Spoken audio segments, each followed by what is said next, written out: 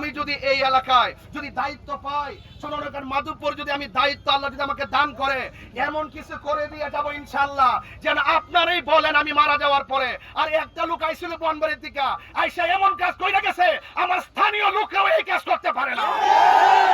ইনশাআল্লাহ এটা করে দিয়ে যাব ইনশাআল্লাহ। ভোট দিবে তারা যেমন ঘরের দরজা খুলে ঘুমাবে, যারা আমাকে ভোট দিবে না তারাও ঘরের দরজা খুলে ঘুমাবে। আর আমি যদি প্রতিনিধিত্বের দায়িত্ব পাই, ইনশাআল্লাহ আপনাদের বাড়ি বাড়ি আমার প্রত্যেকটার মাধ্যমে পাহারাদার হয়ে থাকবো। কথা বলে এই জন্য আপনাদের সকলকে বলবো, ঘুরে ফেরার সময় এসেছে। তরুণদেরকে আমি বলবো, তারুণ্যের স্পৃহায় মুরব্বীদের দোয়া এবং মা বোনদের ভক্তিমূলক শ্রদ্ধা এবং অন্যান্য ধর্মের মানুষদের আশীর্বাদ নিয়ে আমি আবারও আপনাদেরকে বলতে চাই, এই দেশের সবাই মানুষ, মানুষ হিসাবে সকলকে মানুষ হিসেবে গণ্য করতে হবে। আমরা প্রতিহিংসা রাজনীতি চাই না। আমি মনে করি নির্বাচন আসছে, নির্বাচন চলে যাবে, আমরাও একই বাড়িতে থাকবো, কিন্তু কেউ কাউকে কোনো প্রতিহিংসা বশবর্তী হয়ে মামলা হামলা হুমকি দেওয়া যাবে না। কথা বলেন ঠিক কিনা?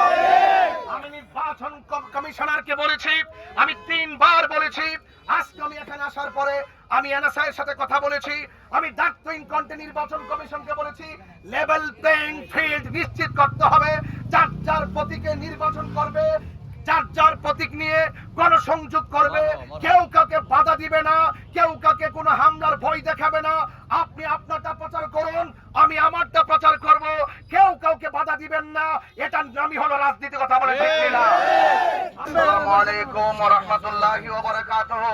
ওয়া আলাইকুম আসসালাম। নাহমাদুহু ওয়া নুসাল্লি আলা রাসূলিল কারীম, আম্মা বাদ। আউযু বিল্লাহি মিনাশ শাইতানির রাজীম। বিসমিল্লাহির রহমানির রহিম। ইয়া আইয়ুহাল্লাযীনা আমানু দুখুলু ফিস সিলমি কাফা। সাদাকাল্লাহুল আলিয়্যুল আযীম ওয়া সাদাকা রাসূলুহুন নাবিয়্যুল হাবিবুল কারীম। সম্মানিত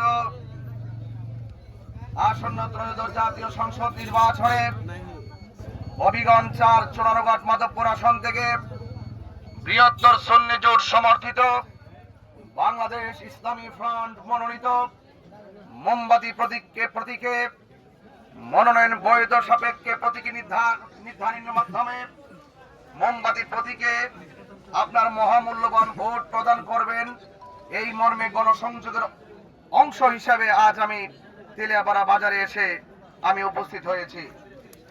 সম্মানিত বাজার ব্যবসায়ীদের সাথে আমার ইচ্ছা ছিল সবার সাথে হাত মিলিয়ে একটু দোয়া নিব, কিন্তু সময় এতটুকু এত টাফ হয়ে গেছে যে সবার সাথে হাত মিলাতে না পারাই যদি আমি সকলকে সালাম বিনিময় করেছি, কিন্তু আপনারা কেউ মনে কষ্ট নেবেন না। সময় এবং আমার ব্যস্ততায় যতটুকু হোক, কিন্তু আপনাদের ব্যবসায়ীদের প্রতি আমার চুল পরিমাণ কোনো কিংবা ভালোবাসার কমতি নাই।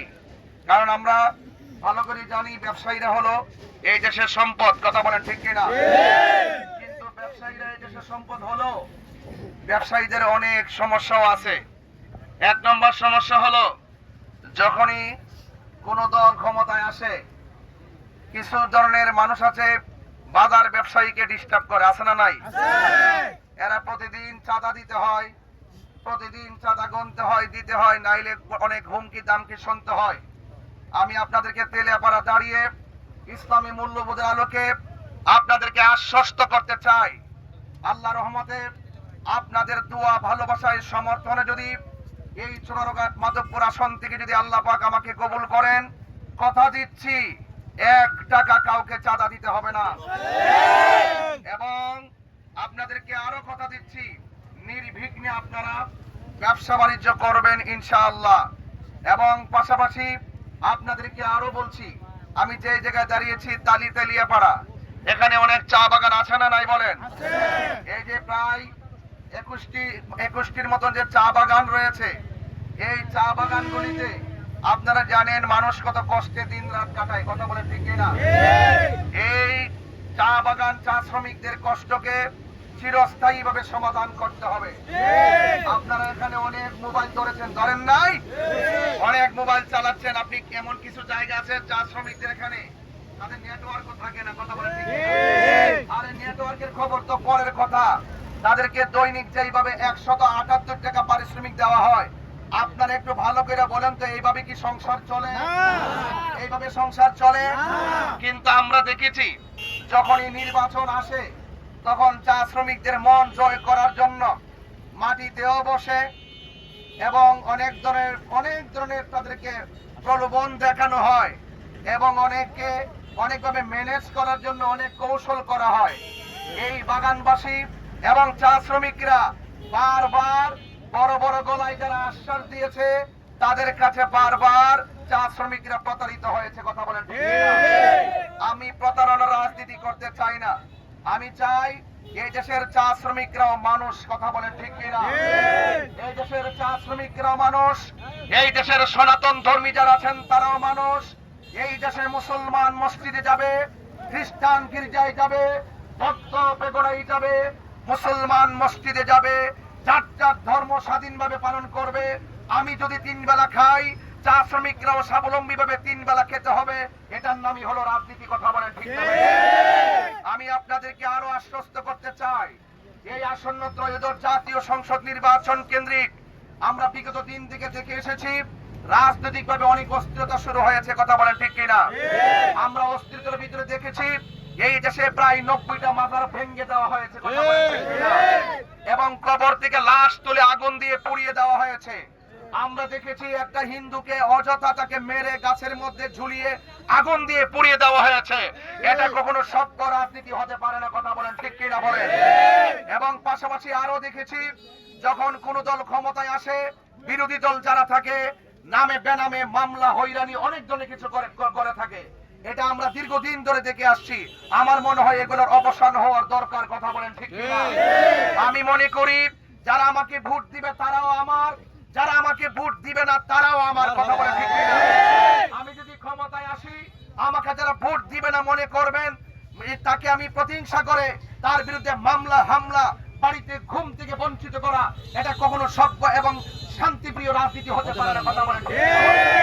আমি পরিষ্কার ভাষায় রাজনৈতিক অস্থিরতার মোকাবেলায় অত্যন্ত শান্তিপ্রিয় ভাবে ধর্মীয় মূল্যবোধের আলোকে এই দেশের প্রত্যেকটি মানুষ যারা আমাকে ভোট দিবে তারা যেমন শান্তিপ্রিয় ভাবে ঘুমাবে, যারা ভোট দিবে না তারাও শান্তিপ্রিয় ভাবে ঘুমাবে। আল্লাহ যদি সমাজের কল্যাণে আমাকে কবুল করে, আমি কথা দিয়ে যাচ্ছি, আপনি প্রচার করতে থাকুন, আমি প্রচার করতে থাকি, আপনি চেষ্টা করতে থাকুন, আমি চেষ্টা করতে থাকি। হয়তোবা আপনার চেষ্টার ধরন হবে এক, আমার চেষ্টার ধরন হবে আরেক রকম। কেউ হয়তোবা টাকা দিয়ে চেষ্টা করে, কেউ হয়তোবা ভালোবাসা দিয়ে চেষ্টা করে। কথা বলে ঠিক কিনা? এই জন্য যে যেভাবে পারেন করতে থাকেন, ভালোবাসা দিতে থাকেন এবং আপনারা প্রচেষ্টা করতে থাকেন। কিন্তু মনে রাখবেন সবকিছুর পরে রেজাল্ট যিনি দিবেন তিনি উপরে আছেন। কথা বলে ঠিক কিনা? আল্লাহর পরিকল্পনা অনুযায়ী কেউ ক্ষমতা পায়, কেউ ক্ষমতা থেকে বিচ্যুতি হয়। এটা জনগণের কোনো কারিশমা নয়, জনগণ কেবলমাত্র উসিলা। আপনি চেষ্টা করে থাকুন। আমি আপনাদেরকে আশ্বস্ত করতে চাই এই দেশের শান্তি প্রতিষ্ঠায় 3টা এজেন্ডা নিয়ে আমি কাজ করব। জুড়ে বলেন কয়টা? 1 নম্বর শিক্ষা, 2 নম্বর চিকিৎসা, 3 নম্বর হলো অবকাঠামো উন্নয়ন। আমি আশ্বাস দিতে চাই না, কারণ আশ্বাসকারীদের কাছে সব সময় এই সমস্ত মেহনতি ভোটাররা বিশ্বাসঘাতকতার শিকার হয়েছে। কথা বলেন ঠিক কিনা? এজন্য বড় লেকচার দিতে চাই না, শুধু এতটুকু বলতে চাই। অনেকে বলেন যে আমার বাড়ি তো ব্রাহ্মণবাড়িয়া, বলে কিনা? অনেকে বলে কিনা?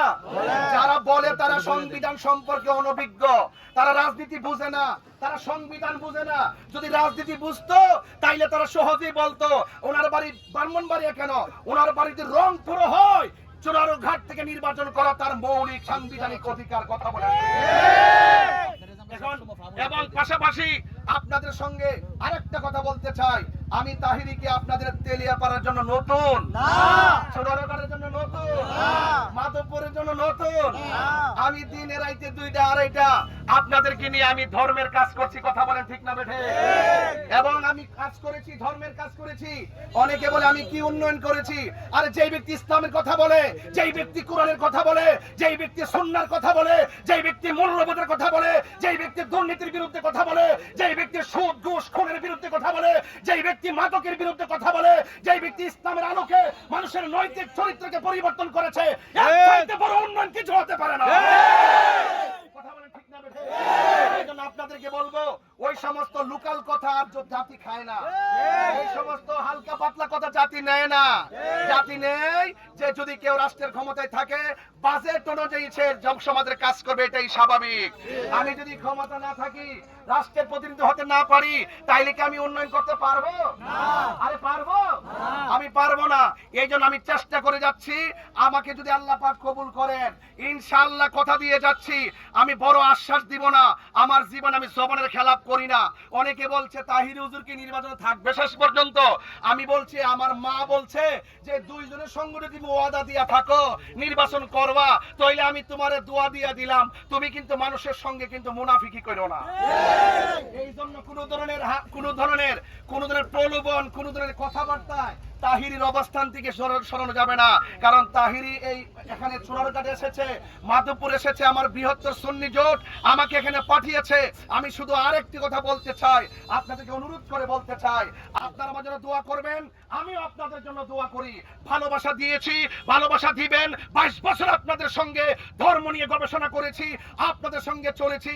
আমি আপনাদের সঙ্গে একটু আমি সেবা করতে চাই। শাসক হতে আসি নাই, শোষক হতে আসি নাই, এসেছি সেবা করতে, সেবক হয়ে এসেছি। কথা বলেন ঠিক কিনা? আপনারা সবাই ভালো থাকবেন। আমার এখানে 3 রাস্তা ব্লক হয়ে গেছে। যদি কেউ কোনো যানবাহনে কষ্ট পেয়ে থাকেন, দোকানদার ভাইরা যদি, ব্যবসায়ী ভাইরা যদি কষ্ট করে থাকেন, কষ্ট পেয়ে থাকেন, আল্লাহর রাস্তায় ক্ষমা সুন্দর দৃষ্টিতে দেখবেন। আমি কাউকে বলে এখানে আসি নাই, আমি প্রত্যেকটা বাজার শুধু লিফলেট দেওয়ার জন্য আসছি। লিফলেট কর্মসূচি আজকে দিয়েছি। তবে ইনশাল্লাহ এই এলাকাতে আমরা ইনশাল্লাহ পথসভা, গণসমাবেশও দেওয়ার চিন্তা ভাবনা রাখবো। তবে আবারও বলে দিয়ে যায়, জয় হোক মানবতার, জয় হোক মেহনতি মানুষের, জয় হোক মোমবাতি প্রতীকের, ইনশাআল্লাহ। আসসালামু আলাইকুম ওয়া রাহমাতুল্লাহি ওয়া বারাকাতুহু।